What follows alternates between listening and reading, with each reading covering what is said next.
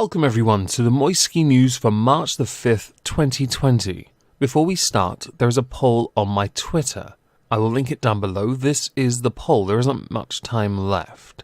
Basically, I'm going to take your advice, and if people would rather I make a PMQ video instead of a stream, then that is what I'll do, and it will become a Thursday video on this channel. I should now say, I built this channel on PMQ streams.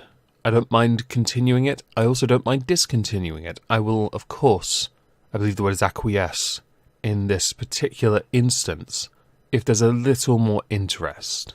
So please do check it out and cast your votes. So today I want to discuss the BBC. The reason why is because the brand new Culture Secretary Oliver Dowden, who took over from Nicky Morgan, who stood down at the last general election, has made some interesting comments about the BBC. I am a little biased in this, because I don't care for it. I was once a huge fan of Doctor Who. That is well known because of the skeptic clone avatar I used to use that had a sonic screwdriver in his hand. But I'm not such a fan anymore. I moved on, let's go with that. So for me, there is very little on the BBC that takes my interest, and I see it as more of a very biased excuse to exist and ream people for the unnecessary money that they use and call a, TV license. Which I find fascinating, because everyone must have it to use a TV, but I don't think many people watch the BBC in favour of Sky, BT, or any of the other normal terrestrial channels that run ads. Most of which I would rather suffer if I'm ever going to watch TV, which I really don't. I think most of the things I watch these days are on YouTube, or I just don't watch things because I'm very lazy. In Oliver Dowden's maiden speech as Culture Secretary in Parliament, he expressed that the BBC needs to do more to reflect the country's genuine diversity of thought and experience. This is a direct shot at the fact that the BBC has a track record for being one of the most biased outlets you could ever come across. He also warned that the BBC needs to guard its unique selling point of impartiality in all of its output, again reflected in the fact, and its history is against it, that it's anything but that. Hell, I could use Doctor Who, if you like, as a great template to prove the point.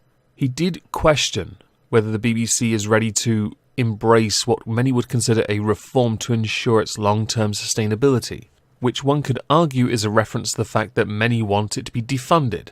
I'm one of those people, everyone. I really don't care for it. I don't see the point in us paying for something just because it's a British institution that we don't really care for. Sell it. Netflix is better. And given the choice, I'd rather pay for Netflix than a TV, although I really should get Netflix. I keep using my sister's, okay? Don't judge me. There were calls during the last general election to have it defunded, something which I supported. It might not with many of my British viewers be a popular view, but it is at least one position I can hold firm on. I just don't care that it exists. Bye. Have a great time. Now this comes because of a debate that's been taking place on future funding of the BBC. The government is currently in the process of consulting on proposals to decriminalise TV licence fee evasion, with negotiations for the next TV licence fee settlement due to take place soon. My view is, if you increase it, you're going to push more people away from having TVs. The only people I know that have TVs now use them to play games on. And thankfully, the government has yet to legislate the privilege of playing video games under the guise of an additional fee to the TV licence, but give them a chance, they may well do it. Last Thursday, at the Media and Telecoms 2020 and Beyond conference, Oliver Dowden told audiences they should cherish the unique contribution made by public service broadcasters, with him comparing it to the NHS in terms of national cultural importance. But, much like the NHS, it needed to change in order to not only stay relevant, but keep up with the changes. Something which I can agree with if we are for one moment going to entertain the notion that we shouldn't defund the BBC. The BBC is under a little pressure at the moment, because to keep in line with the £80 million savings target by 2022, they have said they will have to cut 450 jobs, or just reduce Gary Lineker's salary, whichever's easiest for you. We've got to have everyone earn the same all the time forever, you know, which I don't agree with, but we'll get to that another time, perhaps. I think we can all agree here, in the age of streaming and subscription sites, for example YouTube, Netflix, Hulu, Amazon Prime, hell, if you listen to music, Do you go to the radio? Or do you use your Amazon Prime for the free music I believe you have access to there? Do you use it for iTunes Music if you have an Apple phone or whatever other product made by Crapple you own? Or do you use Spotify? I personally would rather use Spotify. These things are going down in viewership, sustainability, retaining audience, and it's because no one cares about it anymore. The market is changing, and the BBC has to as well. I personally believe it is unfair on the British public, under the guise of a licence, that they have to pay for something they don't use. Or if they do use a TV, the money goes to anywhere but what they use it for. There are other terrestrial channels, you know. They should get the funding, not the BBC. The Director General for the BBC has indicated that the BBC has always been the first to embrace change. Really? Can we just go back in history a little?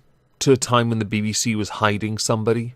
And it wasn't until that person passed away, honoured, respected, and considered a hero, idol, mentor to many, that people came forward and then you caved in. Embracing change only when the trigger was pulled.